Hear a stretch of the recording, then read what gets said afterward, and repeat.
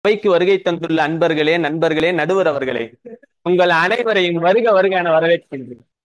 India takes several steps to expand its global footprints, but several indicators shows that there is a decline of position in the geopolitics. இந்த modern வேர்ல்ட்ல visible attack அப்படிங்கறத தாண்டி invisible அதாவது சைபர் threads வந்து நிறையவே வருது.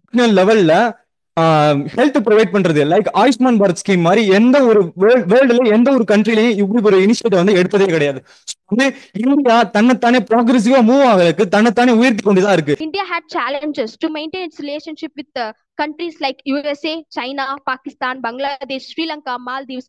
Like my teammate says, Indo-Pacific region.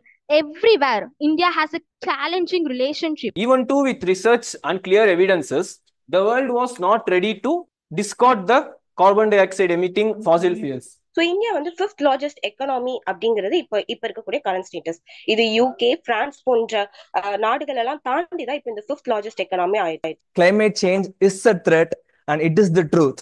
Climate change is a mounting grave for our well-being and a planet and a healthy planet. Excessive national security measures can drive talented individuals away from a country, leading to a brain drain and impeding economic growth. 80 kilowatt-hour lithium-ion and Tesla Model 3 car creates 2.5 metric tons of CO2. குடிபுறங் காத்தோம்பி குற்றம் கடிதல் வடுவன்று வேந்தன் புரில்.